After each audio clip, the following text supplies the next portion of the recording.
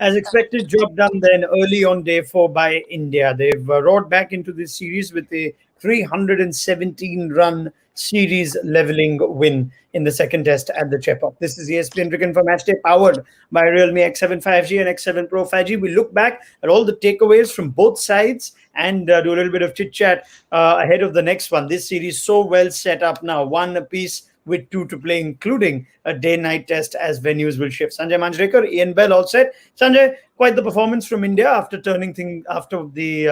what happened in the first test. They turned things around. Absolutely, and the way they batted in the first innings on a pitch like that, Rohit Sharma's 160 and getting 320 runs meant that England was always, catching up and fighting against the tide. Exactly what the reverse in the first test, where England batted first and got 578 runs. After that, India just struggled to come back into the game, and the pitch was assisting Indian spinners. And this kind of wins, Ronak, we've seen many a times over the last many years. That's been India's modus operandi to win matches. On the odd occasion, it's backfired like it did in the first test. But this is the kind of spirit that this India team has. They have a very short-term sort of memory of such things, such setbacks. We saw that in Australia as well. And this series has just begun with India bouncing back. Yeah, I really like that. One of the first things you've mentioned in this post-match show, it tends to be forgotten with so much action, is Rohit Sharma's innings. And as we look at how this test match has gone, it's an interesting call for whoever decides man of the match is. Whether Ashwin with his impressive 5-wicket haul and the 100 is the real man of the match, or whether the defining sort of innings of this test. It will go to Ashwin. Typically, it will go to Ashwin. I rarely agree with the man of the match choices, yeah. There's an affinity of Ashwin and man of the match awards. But if I go to Ian Bell on this one, what's been a conversation on the pitch, on batting, etc. We look back at that Rohit Sharma innings and think, yeah, that set the tone for India, Belly. 100%. I think we said it at the end of day one. We weren't going to be quite sure how good that innings was on day one.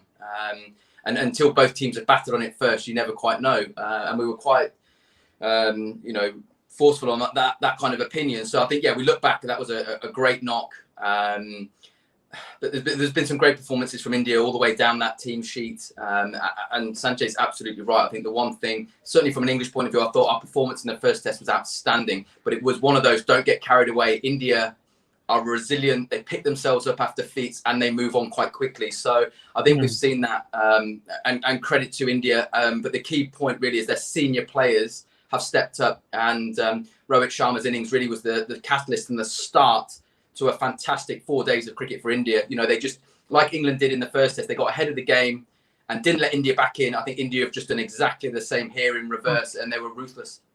Yeah, that's a point that's made from Ian Bell, Sanjay, that it's not only about India winning, it's that certain important boxes were ticked. We spoke of Rohit Sharma almost coming into this test under a little bit of pressure. Ajinkya Rahane was a part of conversation. He got important runs in the first innings. There's Akshar Patel, who we've spoken frequently of. It's not just the win, but that India have ticked boxes that were just about becoming points of contention. Absolutely. And on the batting front, I don't think there's too much to worry, especially when you're having a home series. So the batting front looks okay. The big plus, you've got to say, is Akshar Patel. After the experiment with Shahbaz Nadeem and Washington Sundar, I think India have got their three sort of very, very seasoned and tough to counter spinners when everyone is fit in home conditions. Ashwin, Jadeja and Akshar Patel will be one, hell of an attack on turning pitches. And I think on the same department, maybe Ishant Sharma, not the ideal conditions, is more, valuable to India in overseas conditions. So Ishant Sharma's penetration was, as expected, limited. Mohammad Siraj, in the very little bit that he had to do, impressed all of us. So India have most bases covered, and they've got some good players in the reserve as well. So a lot of work for England to do now. Yeah, let's talk a bit about England. And if you're in that England dressing room right now as the management trying to do a bit of a review or a post-mortem of this test, do you tend to go, okay, we lost an important toss and India outplayed us. No matter, doesn't matter. We're going to get a different surface in the ping ball test. Let's put this behind us. Or are you still going to say no, this was a test of how we'd react when we were behind in the game, and we shouldn't have let India get to as many. We should have done better than 130, 160. What's the sort of chat that you'd like to have with this England team right now? Firstly, I think they'll let the dust settle a little bit. I don't think they'll dive straight into things just now when Sure. it's quite heated and there'll be emotions flying around. I think they'll sleep on it tonight. They'll have a good review about it, as they would do whether they won. I think you look back on and you try and take the positives and the negatives, because it's the only way to improve, even when you win. So I think for me, looking at it now, I think actually the toss, if England had won the toss and batted, I still don't think we would have won this game. I know that's in hindsight, it's easy to say, but we just didn't get enough runs in any innings we batted. We didn't necessarily look like we were on this surface compared to India. The skill set India had was far, far advanced with the bat, but also in the spin department. I think that's the one thing that's impressed me so much, and Sanjay touched on it, was just, I think India learnt from the first test and they got their paces right. They've probably got the attack they wanted as well. So credit to them. But I think England, they're going to have to. You can't dwell too much on a loss. I think they've got to accept that India are by far and away better, but they do know that they can match India. And if the surface is better, and it's a pink ball, and I think England coming into this series would have identified that as opportunity, because it's a little bit different. No one quite knows what's going to happen, whether it's going to swing or seamers will be more involved. So I think England, certainly with their rotation in mind as well, have identified this third test match as a possible opportunity to win. The proof will be in the pudding at the end of that test match, but they're going to have to be able to dust themselves down now, but still have the confidence from the first test. But India were absolutely brilliant. And England have got to look at India and go, right, look how they reacted to a loss. We've got to try and take that going into the third. Yeah, I mean, dare I say that India perhaps under a little bit of pressure, this whole World Test Championship final place on the line, and the fact that they were expected to almost, get this series done and dusted. It wasn't supposed to be as competitive after Australia, but England put them under a little bit of pressure, Sanjay. And how much of this test was won just sort of tactically before the game itself? The fact that England went with their policy of rotations and there were changes made to a winning side, keeping in mind that they'll come back, that they'll play a different team in the third test. India, on the other hand, seem to have just gotten their selections better and right. Yeah, as an outsider, I've always wondered, and I found it hard. And, we have a different culture back home here in India to understand some of the calls that England make with regards to administration and management of their players. So that's, something that I don't understand. And I've tried to find reasons behind it. There are some good reasons, and sometimes you think they tend to get go overboard with the rotation policy and conserving players. Having said all that, I think Ian is absolutely right. They shouldn't be too hard on themselves, but this pitch really made matters worse for them. Any fight they would have had to come back in that second test match and win another one was completely gone after the surface, the kind of surface that was provided and the kind of score that India put up in that first innings. Having said that, they've got to look at their bowling attack. Just 4 bowlers with Ben Stokes not bowling, and there are seam bowlers, hardly used, was something that I just couldn't understand. Again, just to remind people watching, we had 96 overs in the first innings from England. 67 of those were bowled by the spinners, Moeen Ali, Leach, and Joe Root. And Moeen Ali went at 4.5 runs an over. That's far too many overs for spinners who were not quite making an impact. Second innings, it got even worse. 86 overs total, 70 from the spinners. So we've got to look at that.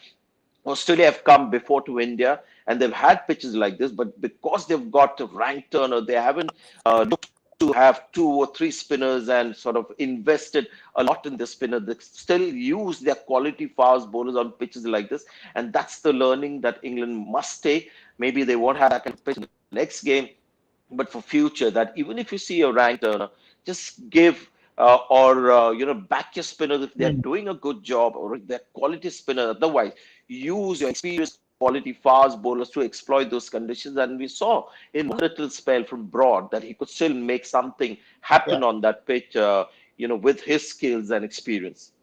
Yeah, it's an interesting point. I wonder if that will be a significant part of the conversation with the likes of a Jack Leach or Moeen Ali, who seems to be the preferred off spinner now, you think, Belly. But the fact that India spinners bowled a lot as well, but they've gone at 2 and over throughout this test match. England spinners have gone, Sanjay makes the point, at 4.5 and over. That pressure that should have been built even if they lost the toss wasn't quite there. Is that the next step for England spinners now, just to keep it tight, even if they are necessarily getting wickets?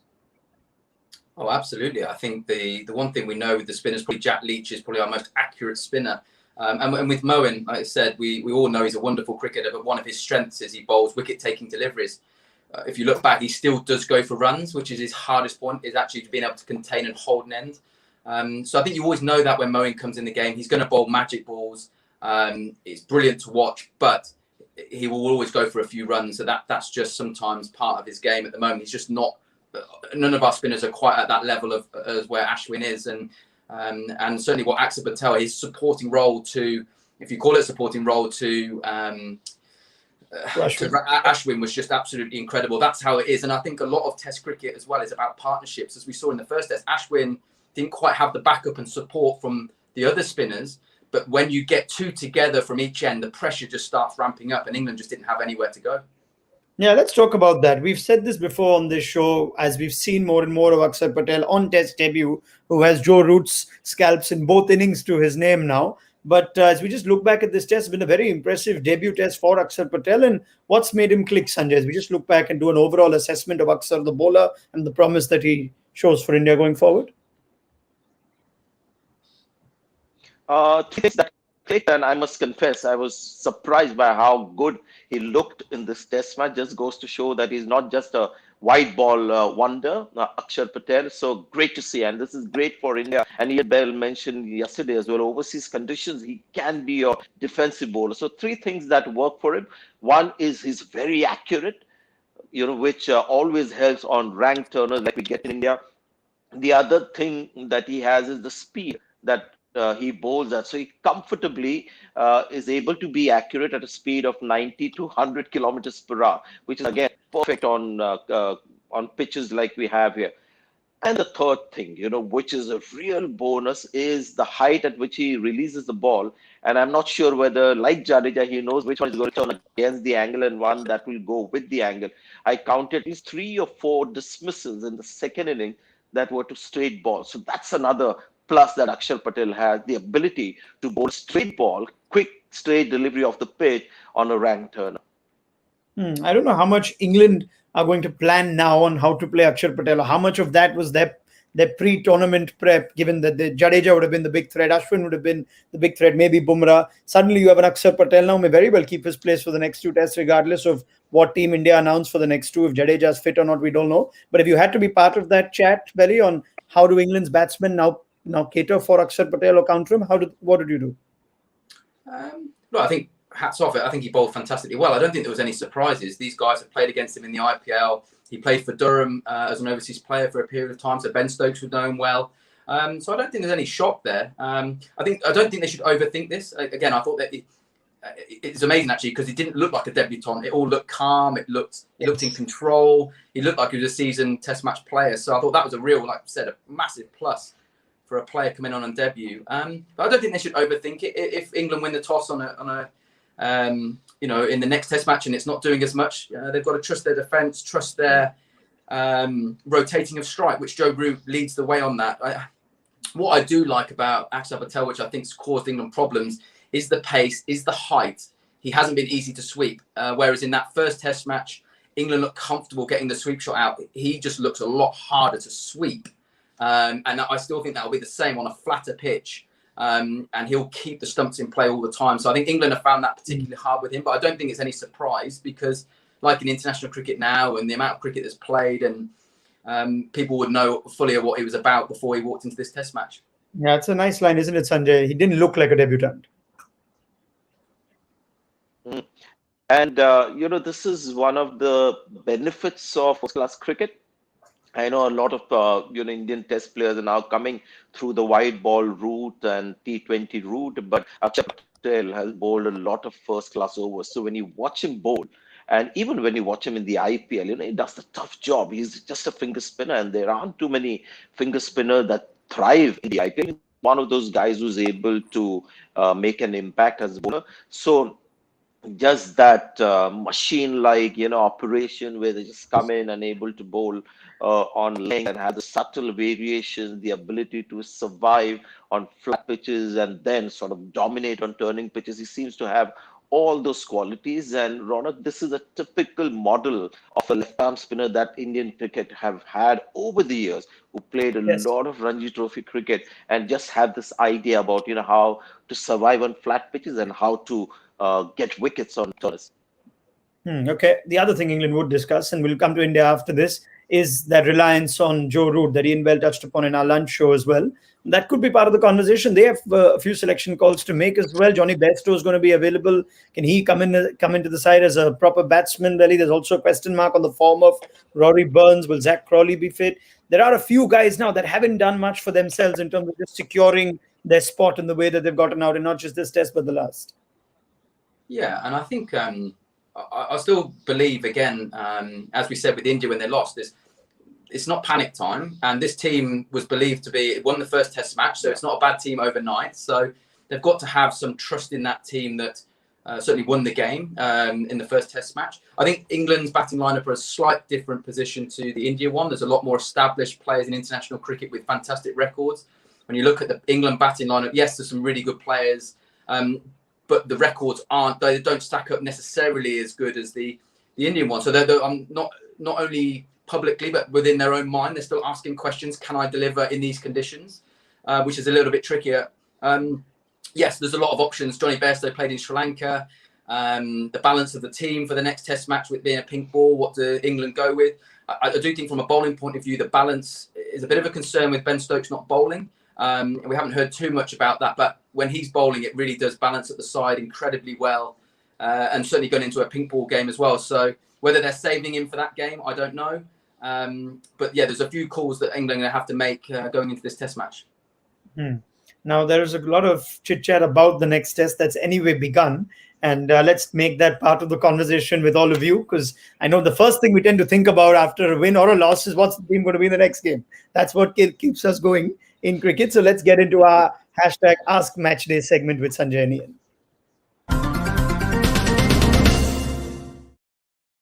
Okay, you know the drill by now. Start putting your questions and comments in our comment section on YouTube as well as Facebook. If you put them earlier in the show, just post them again would be my request, so I don't miss them. And I'll take a couple on Twitter to just kick things off. This is from Muisi. Again, I'll just read the handle, Mercurial Soul.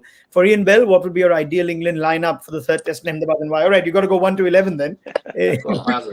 Go with that. Yeah, I mean, again, without knowing Crawley's fitness, who was obviously he was in possession of the number 3 slot before he got injured. So I don't know whether he'll come in. My gut feel, I don't think the top 4 will change.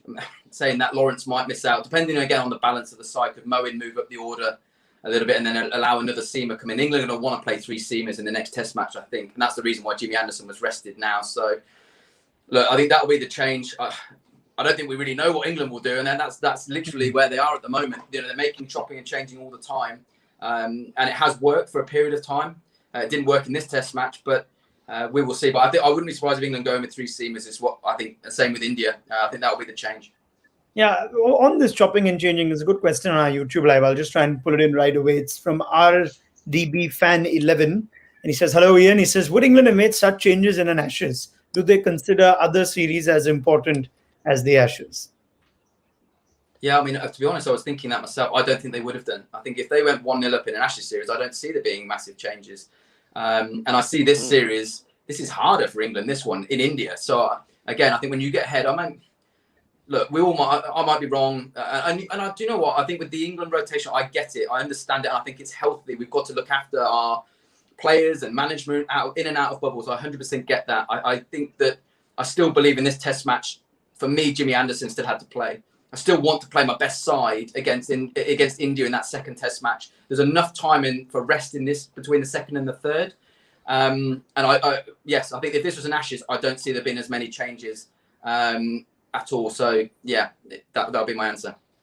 That's interesting. Let's take a few on the Indian selections as well, and I can see quite a few of these coming on our YouTube feed. A lot of them to do with India's combination. So let's go to let's take that. There is a lot on Kuldeep Yadav, and they're coming thick and fast from a lot of you. So I'll take one. This is from Mohammad Farhan. Do you see Kuldeep Yadav playing in the next test with 3 spinners or only Ashwin and Akshar? Sanjay?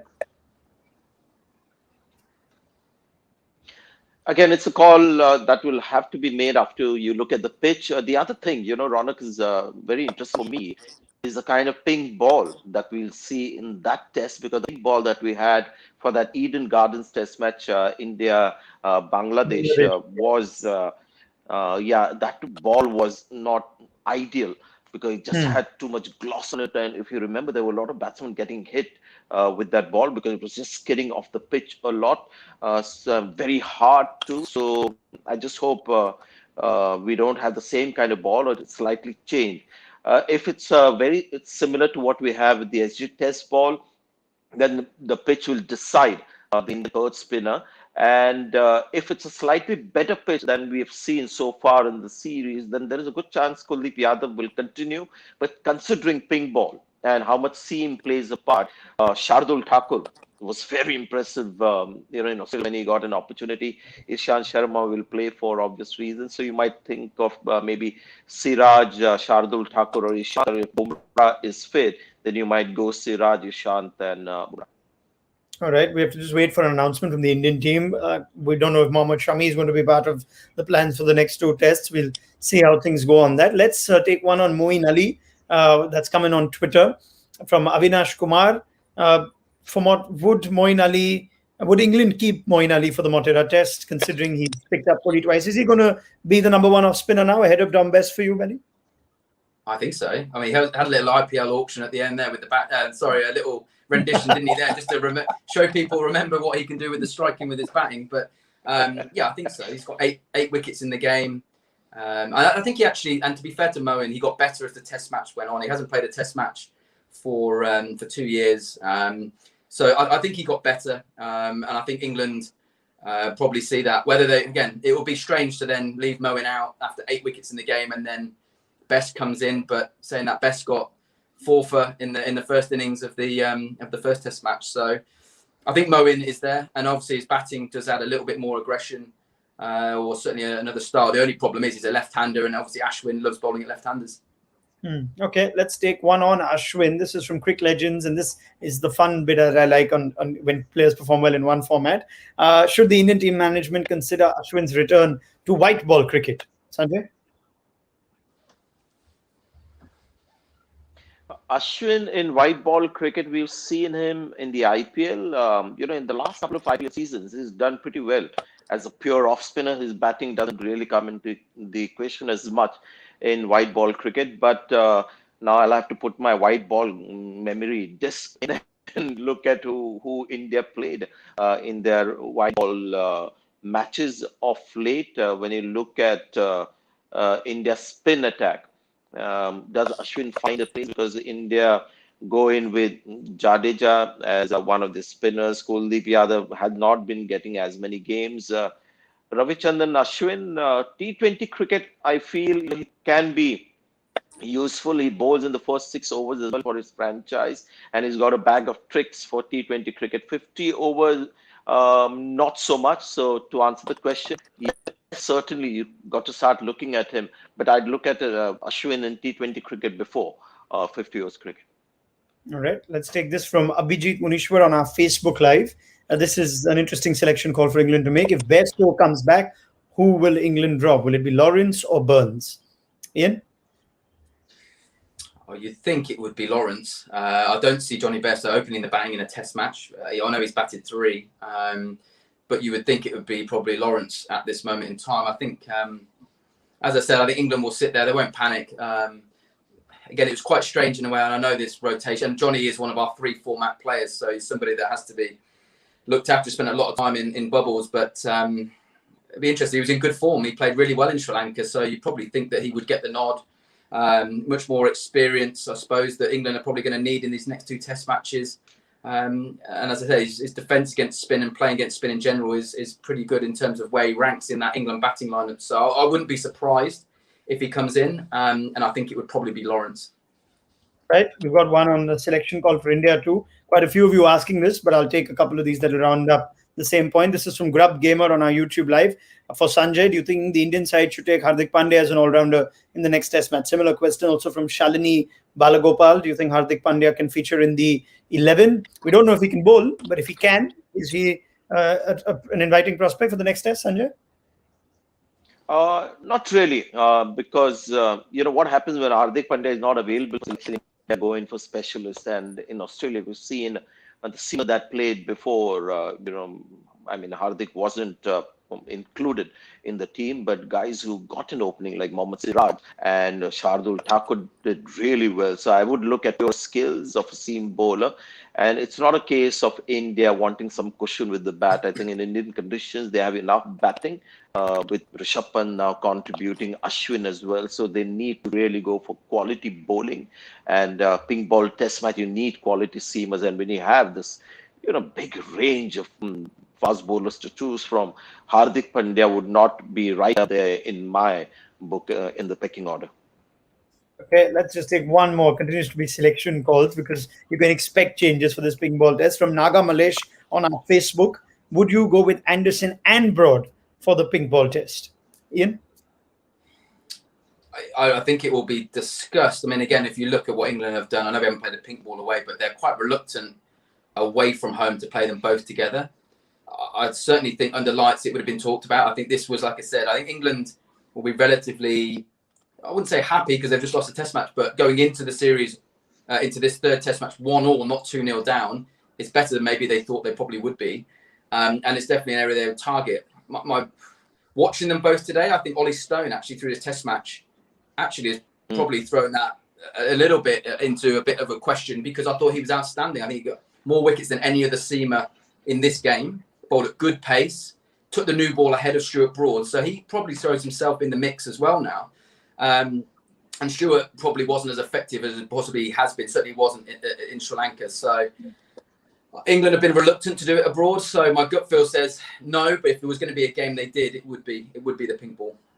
Okay, and okay, I'm going to thank all of you for your questions now, but let's make this a larger conversation on that next test match, shall we? Because the series is so nicely set up at 1-1 with 2 to play, including the uncertainty of a pink ball test. That too at Ahmedabad, which hasn't seen a test match since Ian Bell last played there. So it's been a long time since Ahmedabad has hosted a test match. I don't know what sort of nuances that'll throw up, but the first question is always going to be whether, again, we're going to see a toss play a vital role.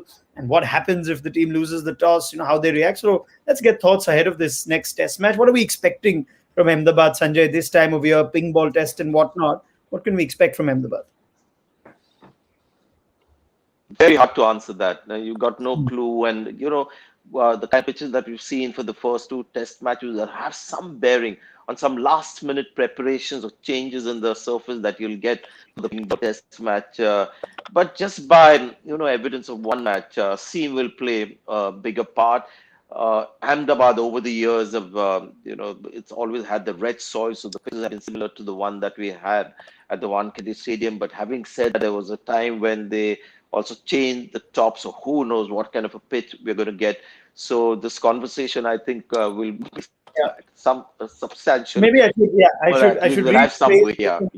I should rephrase this and ask what sort of pitch would we like to see there, right? What we don't want the conversation to be about surfaces from the first ball. You mentioned, Sanjay, you didn't like to see either the flat turner we saw in the first test or the one that exploded in the first 30 minutes of the game in this one. So what would we like to see at Ahmedabad? Sanjay? I just want to see an Indian pitch. And India had memorable wins and, some satisfying wins, especially in 2001 against Australia when Harbhajan Singh ran through Australia and won that series. It's a series that we're still very proud of purely because those weren't pitches that were like the ones that we saw in the first and second. This pitch I haven't liked at all. So let's hope we get an Indian pitch that will inherently have less, for the faster bowlers and more for the spinners. So I'd like to see a pitch that gets a test match to show various nuances of test cricket like in Australia. Okay, let's talk about teams then, shall we? And let's get Ian Bell's detailed thoughts on this. Let's assume Zach Crawley's fit, Belly. Let's also assume Jofra Archer is fit for the next one. There is a bit of a break. Everyone fit and available. What's the ideal team? Again, I think, if we're going with it, it would probably be, again, Sibley and Burns. I think Burns is becoming under a little bit more pressure, but I think he'll get another chance. I do see Bairstow coming in at 3.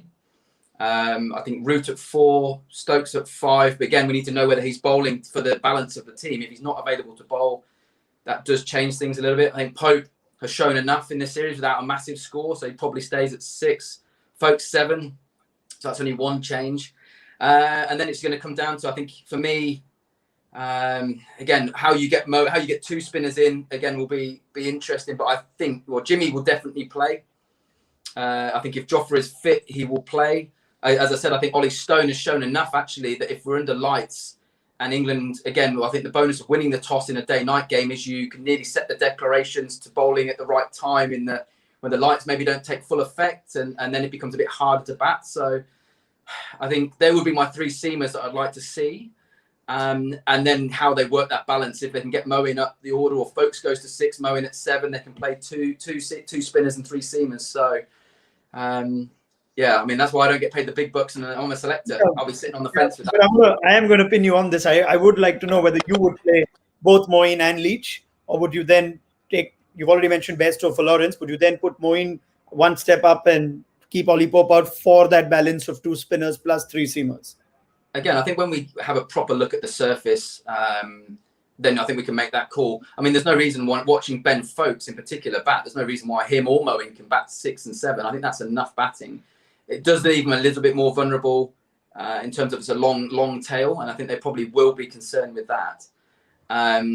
But to get, I mean, again, you'd have to have all bases covered. And I think, again, it all comes down to, can Ben Stokes bowl? Because if he can't, you're going to want 3 seamers. If he can and he can bowl 20 in an innings, then you can still play 2 and 2. That's going to be such an important one. And we obviously don't know quite why he hasn't bowled as much so far in this series. So if it is... Can I quickly make a comment on that one? You know, what England ideally need is Moeen Ali to not be a stock spinner.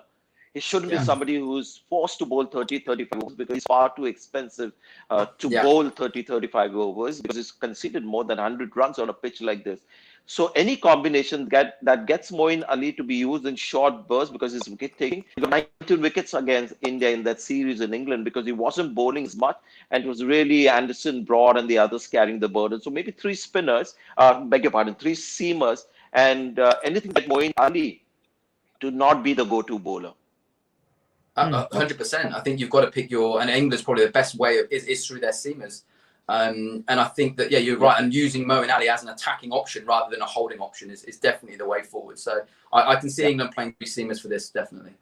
Yeah, it is the attacking option, Sanjay, isn't it? If they play the 3 seamers, would that be sending a message to India rather than keep Ollie Pope at 6? Make sure you have that longer batting in light of what you can look at as 2 batting failures in this test match. Would you look at England playing 3 seamers as a more attacking way to go in the Ahmedabad test? Well, yeah, I mean, again, they've got no choice but to do that. Otherwise, their bowling attack, looks very limited. I'm sorry. No, carry on. Both of you can jump in. Yeah. Yeah, Ian.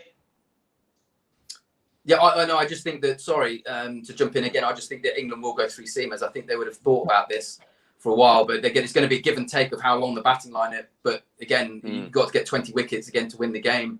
And they've got to back their batting line up again, like they did in the first test match, to go big. We know they can go big, but the work's going to have to be done from the top 5, not who's batting 8, 9, 10. It's got to be the best bowling attack that can get those wickets. All right, Sanjay, anything to add to that? Then we'll move to India. No, that's about it. I don't think they have a choice. They can't go in with just 4 bowling options, out of which Broad hardly bowled in this test match. So they've got to have 3 proper seamers and not just play spinners, because you're in India.